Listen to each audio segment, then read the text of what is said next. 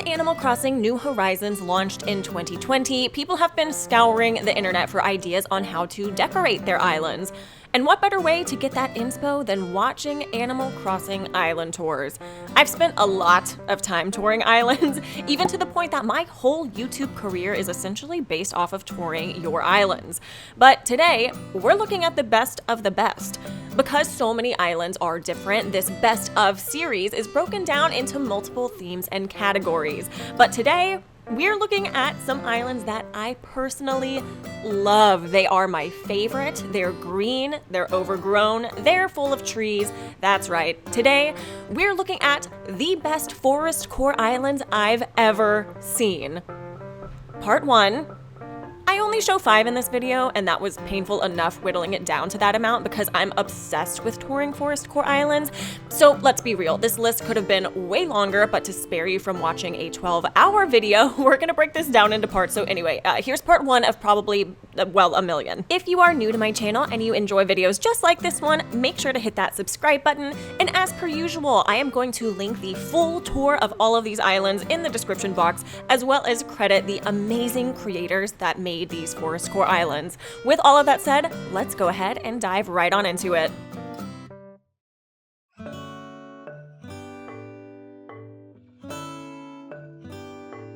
Whenever I first saw the island of Woodborough, I was floored. I mean, look at this waterscaping alone. It is just so full of creativity. Even something like a land bridge that we have seen on other islands, this one is completely unique, so cozy, so full of greenery, which of course is absolutely necessary for any Forestcore island.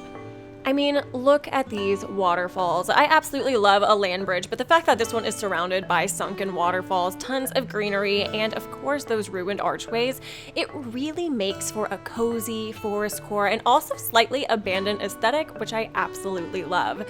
You'll also see on this island lots of super unique views, like this pathway leading into the cave, or even some impressive waterscaping. I mean, look at this pond. Not only does this island already scream nature, but of course we have to have a pond looking exactly like a butterfly, which I just think is so creative, so beautiful, and so in keeping with a very natural theme as well. I mean, speaking of nature, can we just talk about the campgrounds here? I am absolutely obsessed with this area. We have 4 tents total if you include the actual in-game campsite. But also you have an area to sit and enjoy a cozy meal, maybe a cup of coffee, and even the detail of the in-game safes being used as bear boxes. I mean, the creativity here actually has no limits. It is so incredibly impressive.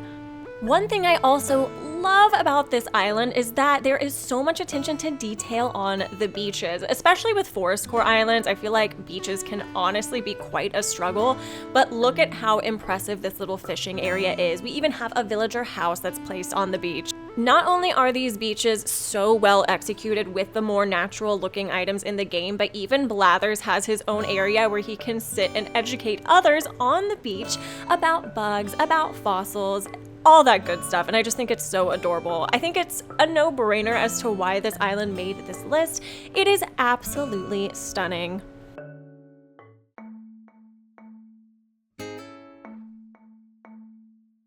The island of Sandow absolutely had to be included on this list.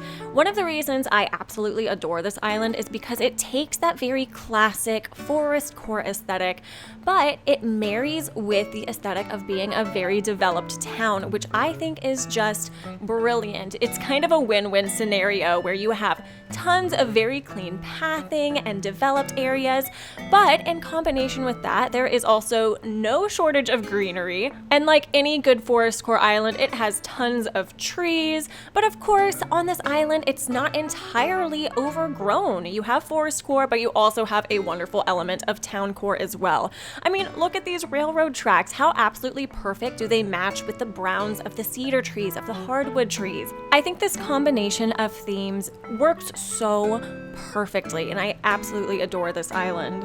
One of my favorite parts, and arguably one of the most notable features on this island, is this glorious dock. The main home sits right on the water, and not only that, it really does give you those log cabin vibes, but with, of course, a beautiful waterfront property to complete its aesthetic.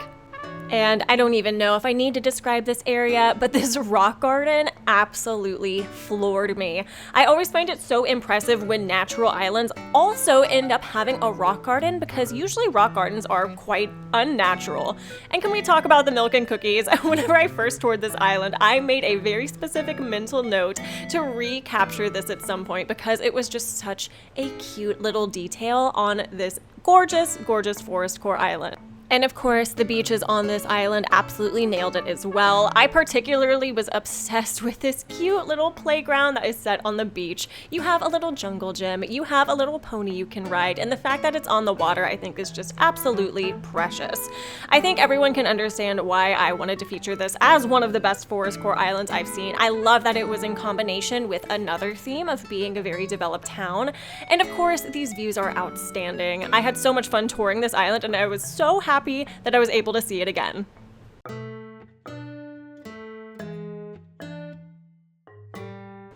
I mean, it's even in the name, Old Forest. This island is so beautiful, and this island has a very nostalgic place in my heart because, if I'm remembering correctly, it was one of the first, if not the very first island I toured after the 2.0 update.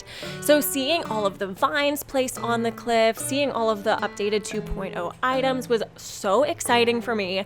But of course, this island did not make this list purely on the merit of its nostalgia in my heart. I mean, need I say more with this view? I love this little sunken neighborhood. I think it's so pretty. The terraforming on this island is outstanding, whether it be that gorgeous lakefront view that we saw 1 second ago, or even at the very front of this island, we have this very old, rundown, overgrown train station, which I think is just so, so pretty. This island also makes really great use of terraforming by having these mini land bridges, and then underneath the land bridges, we had tons of those wheat field items, really filling up the space and making it, you guessed it, extra green, extra foresty, and overgrown. And Nook's Cranny, I love that it is a little pumpkin patch. I think it's so precious. One of my favorite ways to see Nook's Cranny decorated is something very similar to this, like a feed and seed, a farm to table area. I think it's absolutely adorable, and the pumpkins really do add to that very natural aesthetic that this whole island has. And that's not the only structure with a very, very impressive setup whenever it comes to decorating. This view is gonna speak for itself, but the way that the museum was set up absolutely floored me. It is so pretty, and obviously this island had to be included.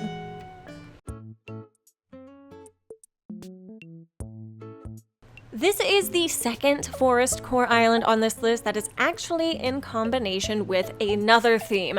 This island is a dual combination of Forestcore and a Zen aesthetic. And this view, I cannot get over it. The combination of the medium hardwood trees and then all the various bushes at the foreground of this view, it really adds so much depth. It was the first time I ever saw something like this executed, and it blew me away. Like any good Forestcore island, of course, there are plenty of areas that are very, very natural, very overgrown, just like the view we saw.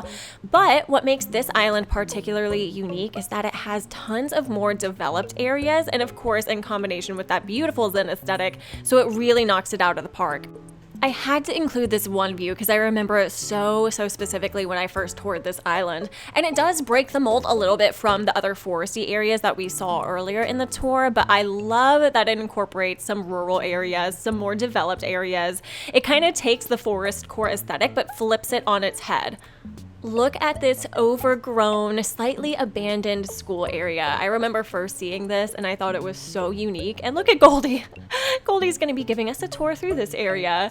I think this island is so neat because not only does it capture the core elements of a Forestcore island, lots of trees, lots of greenery, lots of shrubs, and lots of weeds as well, but it also gives us so many unique features. This Zen Forest really showed me how you can break the mold of what is a very typical, traditional, kind of in the mold theme, like Forestcore, and then add elements that no one would ever expect, like that bunny day topiary we just saw. Who would have ever thought that would actually work on an island with this theme?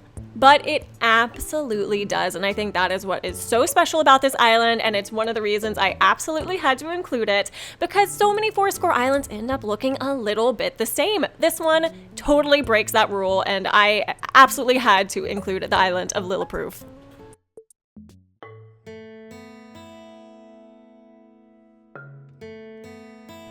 This best of Forestcore Islands video would absolutely be incomplete if I did not feature the Island of Boys. It's iconic. So many other YouTubers have toured this island. The creator themselves is a YouTuber. Again, I'm going to make sure everything is linked in the description box, but oh my goodness, this will forever not only be one of my favorite Forestcore Islands, but one of my favorite islands of all time. The way that everything was put together is just so stunning, so intentional, and it feels truly natural, which I love in a good Forestcore island.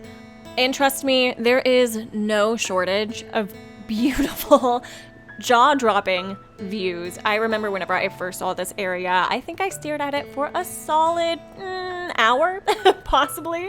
It is just so stunning. It's one of those views that I would love to just have on loop and make it my desktop background. It's so calming, peaceful, beautiful, and it really goes to show how you don't really need much more than bushes and trees to make a stunning aesthetic. And here is my sweet boy Bo. He's gonna give us a tour of this amazing beach. A few of the beaches that we looked at earlier had a darker pathing incorporated on the sand to make it feel a lot more like dirt, but this one looks like it could be washed up with seaweed or grass, or weeds could be growing through the sand, and I absolutely love that theory when designing beaches. I've never seen it before, and of course, this island has no shortage of green, which is another reason that I absolutely love it. Now, you might be wondering where certain items may be on this island, like the ruined arches, other 2.0 items, and you're not gonna see any on this island, and that's because I toured it in August of 2021, which was just a couple of months before the 2.0 update. So yeah, this whole island, as beautiful as it is, was before the 2.0 update. It really goes to show how an island, when done so well, can stand the test of time, even without including customized villager homes and their exteriors, or using extravagant 2.0 items like the storefronts. This was even before farming was incorporated into Animal Crossing, so of course here we see a make-do farm with, of course, the mushrooms and a few other items, but the Island of Boys will forever be one of my favorites, as well as a beloved favorite of so many other content creators and Animal Crossing players alike, and can you blame us? It is absolutely beautiful. So let me know your thoughts in the comments down below, and let me know what you want to see in this best of series next. Cottagecore Islands, Fairycore Islands, or maybe you want to see the best interiors I've ever seen, or the best beaches I've ever seen. That would be super fun as well. I'm all ears. Let me know your ideas. I hope y'all are having an amazing day wherever you are in this big ol' world. Subscribe if you haven't already, and I will see y'all in the next one. Bye-bye.